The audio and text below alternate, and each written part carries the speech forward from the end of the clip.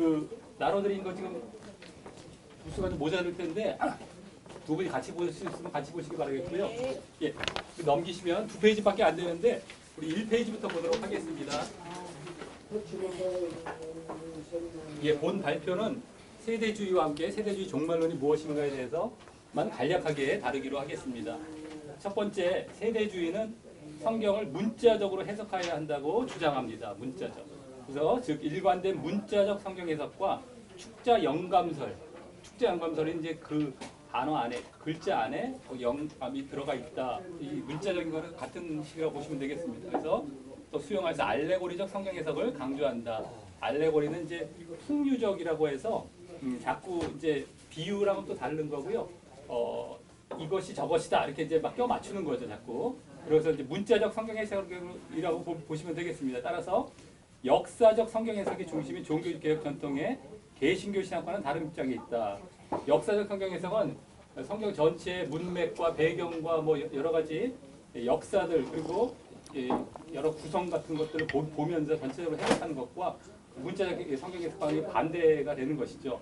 문자만 갖고 자꾸 그대로 이제 해석을 하는 겁니다. 이게 이제 출발점이 돼서요. 2번을 보면 일관된 성경 문자주의 해석의 결과로 성경 본문을 액면 그대로 받아들이면 계시의 과정에서 구별이 인식되고요.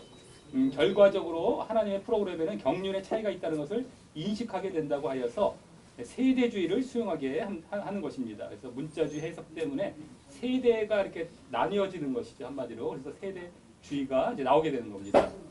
그래서 하나님의 모든 프로그램의 결정은 예수 그리스도의 천년 왕국이라고 생각을 하게 됩니다. 천년 왕국 세대로 이제 마지막에 이게 세대가 나뉘게 됩니다. 3번에 나오는데요. 세대주의는 인류의 역사를 7세대로 분류해서 각 세대별로 하나님의 구원의 방법이 다르다고 주장하며 예수 재림까지 시대별로 규정되었다고 주장합니다. 첫 번째 세대는 세계 역사를 관통하는 여러 세대 속에 하나님의 프로그램이 전개되는 것을 가리킵니다. 두 번째 각각의 세대마다 하나님의 인간과의 통치 관계가 바뀌며 따라서 인간의 책임도 세대마다 바뀌게 되며 그에 합당한 계시를 준다고 하는 것입니다. 그래서 이렇게 계속해서 세대별로 구원관이 바뀌는 것이고 통치관이 바뀌어지는 것입니다. 하나님의. 그래서 세 번째 세대별 구분은 성경 역사에 따라 타락하기 이전을 무죄의 시대로 보고요. 타락한 뒤에서부터 대홍수 때까지를 양심 세대로 또 대홍수, 노아 홍수죠. 그 뒤부터는 인간 통치 세대. 또 아브라함 이후부터는 약속 세대. 그 약속을 이제 아브라함 때부터 이제 주시기 시작하지 않습니까? 그리고 모세 이후를 율법 세대.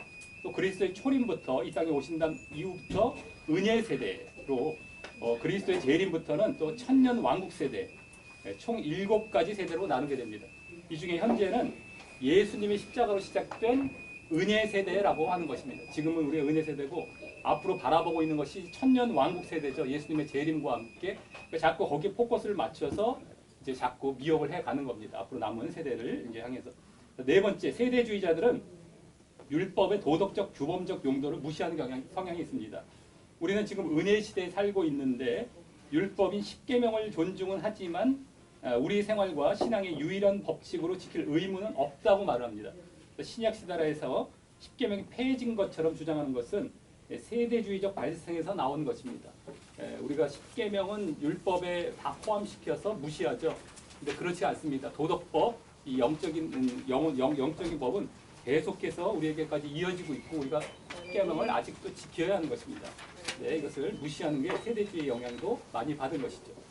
다섯 번째, 세대주의는 일관적 문자적 해석을 종말론에도 적용하며 따라서 구약의 예언이 천년 왕국 세대에 문자적으로 성취될 것이라고 해석을 합니다. 그래서 이제 종말론 쪽이 되겠는데요. 구약 예언. 이게 이제 특별히 이스라엘의 회복 쪽이라고 보시면 될 것 같습니다. 그래서 천년 왕국 세대에 그게 성취가 될 것이다. 그래서 세대주의는 교회와 이스라엘을 엄격하게 구분하기 때문에 아까도 여기 나왔었지만요. 교회와 이스라엘을 영적 이스라엘이 교회다 이렇게 보는 것이 아니라 어쨌든 따로 구분합니다. 문자적으로 해석을 하기 때문에 따로따로. 천년 왕국에서 성취된 구약의 예언은 교회가 아닌 이스라엘에 해당한다고 이제 해석을 합니다. 그래서 이스라엘의 회복이 천년 왕국 때 이루어질 것이다 이렇게 보는 것이죠. 구약 예언이 되었던 것처럼 따라서 교회는 환란이 시작되기 전 지상으로부터 들려 올려질 것이다. 교회는 환란 전 휴거를 하고 이제 천년 왕국이 시작되면 이스라엘 쪽으로 이렇게 포커스가 맞춰지는 게 되겠습니다. 지상에서의 하나님 나라의 설립은 이 천년 왕국의 설립은 이스라엘의 회복과 다윗 왕국의 회복, 이제 한마디로 이스라엘의 회복입니다. 회복이요. 유대인들이 천년 왕국의 시민이 되고 이방인은 그의 입양된 시민이 된다고 한다. 유대인 쪽에 이스라엘 쪽에 포커스가 맞춰져 있죠. 천년 왕국에. 자, 따라서 7년 대환란전 휴거설, 환란전 휴거입니다.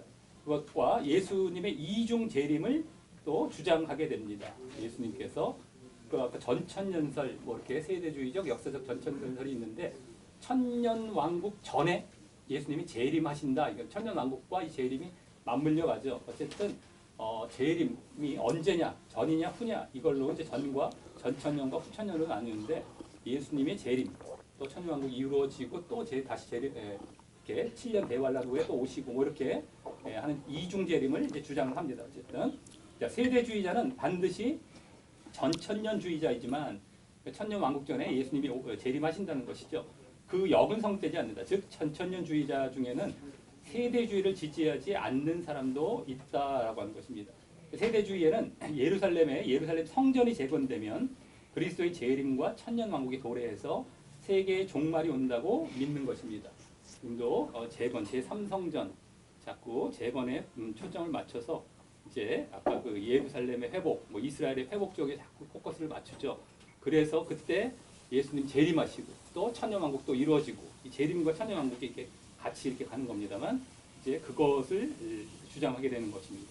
세대주의자들이 미치는 해악은 개신교에서 변하지 않는 구원의 방식에서 신자들의 관심을 빼앗아서 오직 자신들이 해석하는 성경의 특징을 자신들이 제시하는 방법으로 대재앙을 통과만 하면 된다는 식의 왜곡된 신앙을 펴나가고 그에 대한 근거로 정치적, 사회적, 국제적, 역사적 상황들을 음모론에 근거하여 갖다 붙이면서 마치 그것이 기독교의 기본 입장이냐 호도한다는 점입니다. 그래서 대재앙 이것을 얘기하고 음모론, 그러니까 뭐 베리칩 아까 말씀하셨던 뭐 백신 주사 나오면 다 거기다가 이게 다 그쪽이다, 이제 666 쪽이다 이렇게 음모론을 자꾸 만들어가는 겁니다.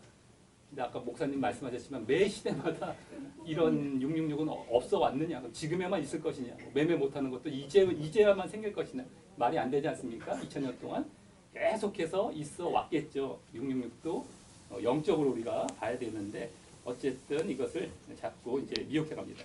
그런 신앙 기조 속에서 때로는 그 신앙의 권위를 예수 그리스도나 성경보다는 그 세대주의적 해석을 하는 예언자, 신학자, 목사, 교주에게 더 부여하는 입장을 취하게 하는 경우에까지 이르는 문제를 일으키기도 합니다.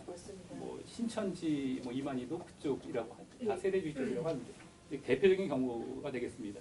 더 나아가서 개신교 내부의 문제는 물론이요, 사회적인 무리를 빚는 데까지도 나아갑니다. 물론 요한계시록이나 다니엘서를 보면 문자적으로 종말의 때에 대한 상당히 강한 경고적인 메시지가 많이 서술되어 있습니다. 그러나 거기에 대해서도 예수 그리스도는 분명히 그 날이 언제인지 알 수 없다는 점을 못 박아둡니다. 시한부 종말론이 다 잘못된 것이라는 것, 날짜를 얘기하면 다 잘못된 거고 이단이다라는 것을 아시면 되겠습니다. 근데 우리 사람들은 상당히 미혹되기 쉬워요. 육신적인 눈에 보이는 거, 뭐 이런 건데 금방 딸려가지 않습니까? 이 세대주의도 그런 성격이 있는 것 같습니다. 눈에 안 보이는 영적인 것은 알려고 하지 않고 당장 나타나는 현상적인 것만 쫓아가는 경향이 있다 보니까 여러 가지가 조합이 돼서 그럴듯한 어떤 스토리가 만들어지면 그냥 미혹되는 겁니다. 진짜 그러네? 성경에도 그런 것 같아 보이는 거죠. 자세히 보면 그런 얘기가 아니고 좀 더 넓게 보면, 문맥상 보면 이게 모순이 되는 게 많은데도 그걸 알지 못하는 경우가 많은 것 같습니다. 이상 마치겠습니다.